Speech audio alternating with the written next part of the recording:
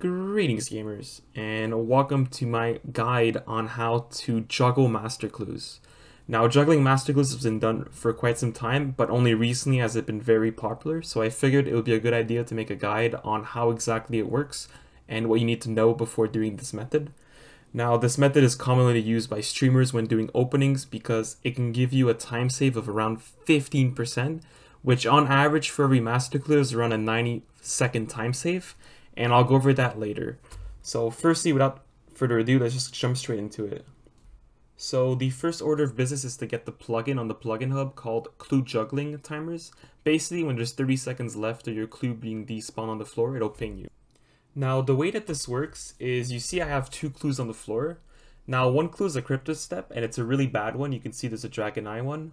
But this one here, however, is a very good and easy cryptic step. So what I'm going to do is I'm going to drop the bad one on the floor, pick up the good one, and quickly complete it.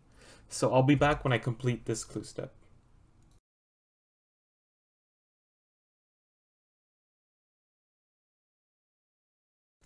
So now that the clue step is finished and I have all three, I do not combine. Instead, I drop the good clue on the floor, I pick up the bad one with the shitty steps, and then I combine the three pieces, and that actually completes it. So one thing that I did is I created a sheet with every single cryptic step. That was a total of 30 of them. And I also timed myself solving each one. Now, of course, I'm not always perfectly efficient, so I might be wrong on some things, but this is essentially what the average completion time for each cryptic step is. And you can see they're sorted numerically from the fastest to the slowest one. Now, the reason why this is important is because you want to have 3 cryptic steps that are very fast to complete. And currently the fastest possible cryptic step would be 39 seconds to complete, being the first 3. However, that doesn't factor in having steps that overlap. So for example, having a step on the library of Arceus and then on the top floor and the bottom floor, those can be solved together, being much faster. And that has to be factored in, but I did not factor that in because it wasn't worth it. And yeah, essentially what you want to do is you want to try to find a cryptic step that is as fast as possible, and you can always swap them around if you get a better one. So I want to kill some goblins, and you can see now I have 2 beginner clues, and they're both at 0 steps completed. Now, if I complete a step on any one of these clues, they're both going to increase by 1. So for example, let's go complete this step right here, and you can see they're both at 0 because I just received them.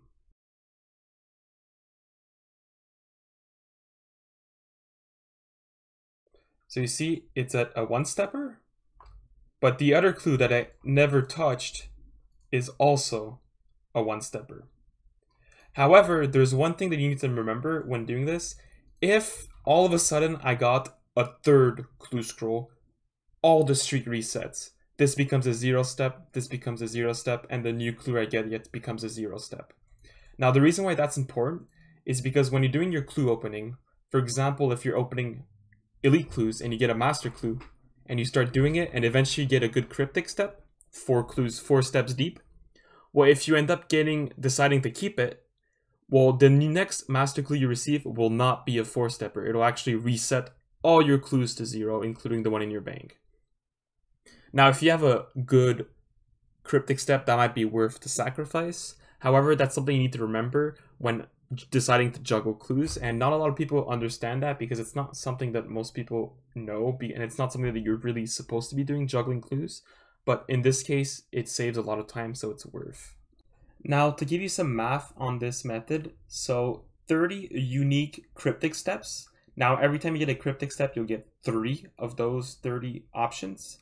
The fastest possible cryptic step you can do, according to my calcs, is 39 seconds. The longest possible cryptic step, which would be the horrible RNG where you get the worst possible steps, would be 357 seconds, which is 7 minutes. No, wait, that's 6 minutes. I'm cooked, never mind. Which is crazy, a 6-minute step for a master. Now, the average cryptic step, if you sum it up and do an average, it's 45 seconds. But you have to get 3, right? So it's actually 135 seconds, which is 2 minutes and 15 seconds. Which means every time you get a cryptic step, if you have the best possible layout, you save 96.3 seconds, which is, let's just say, a minute and a half. And on average, you should expect, it's not actually one, but let's make it easy, one cryptic step per master, which means you should be saving around 96 seconds per clue, which is around a 15% time save, because you do lose time having to always re-juggle. And one thing to note too, firstly, this method was actually, I don't know who discovered it, but it was popularized initially by Sae Bae, showing off this juggling method. And eventually other cloggers started picking up, like Basiligis and Marnie.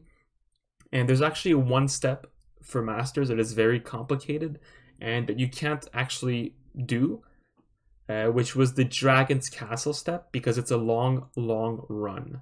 Now, initially, Sae Bae found the method where he telegrabbed and ran around, and it was really annoying, but it worked, and it's consistent. And that's what I would refer to, ideally, and I'm going to put that video in the description.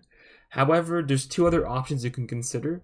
The first one was discovered by Marnie, which is you basically bring max gear and full Senate, and I'll show you an example of that, but you only have a few ticks to spare, and it's really hard. The second option is what I used to do, is just accept defeat, solve your other clue, and then finish your last clue with the Dragon's Castle step and just accept that whatever, it is what it is. You missed out on your good cryptic. Now that's of course not very convenient, because ideally you'd want to have a good cryptic step and hold on to it for eternity. And yeah, I'm going to show this method firstly. So for the Dragon's Castle step, you want to have a very specific inventory setup. Now, the best way to do this is to bring absolute max melee that you possibly can. And I know, before we get started, I don't have Torva, it's fine. So you bring max melee, you bring Rapier and Claws, and that's going to be the way that you kill the Yuri for completing the clue. Also, you want to bring a Vire outfit with you. The reason for that is because when you equip the Vire outfit, you cannot be stopped by the vampires, which there are other ways to avoid the vampires, but bringing the Vire outfit just makes it so much more reclined. So you definitely want to bring that. And you also want to bring the clue emote step that you want to have in your bank, which is the Boulder, the Split Bark top, and also the Dragon Shield, or Square Shield. Now, whenever you're ready, you basically pick up the other clue, drop it, pick up your Dragon's Castle step clue, and instantly start running. Now, the run is very long, and you have to be essentially tick perfect. You only have around 4 to 5 ticks to spare. I even bring Venge, by the way, just to save an extra couple seconds. And you'll see in this example, it was very tight. I was actually really scared. I got bad RNG. So I'm going to speed up this run. But yeah, basically, don't lose ticks. You see there, I lost ticks. So yeah, let's speed up the run.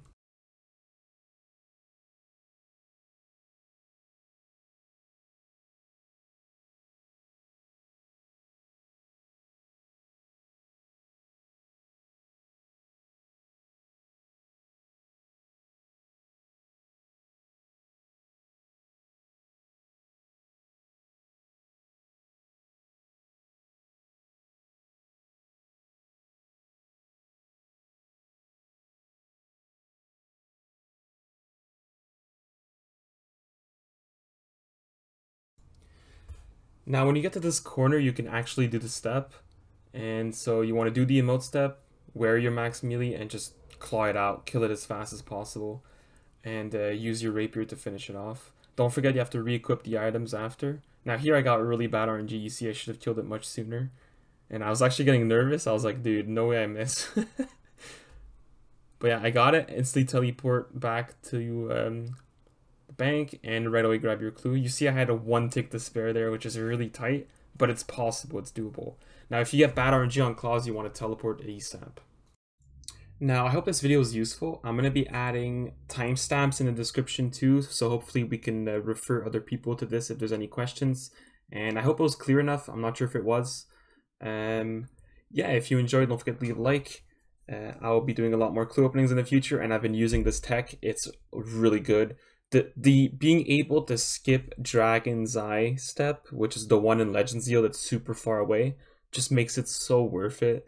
And it is annoying having to always juggle and getting pinged, and you get a little stressful too for Dragon's Castle step, but it's really just worth it. Now, if you're maybe more of a casual player and you don't do many clues, I would not recommend doing this method. However, if you're more of a clogger or trying to seek max efficiency, or maybe you have a lot of clues to open, you should definitely consider learning this method. It's not that hard to learn, just always be extra cautious and keep an eye out on the timers and just re-drop your clue after every single step. So on that note, peace out.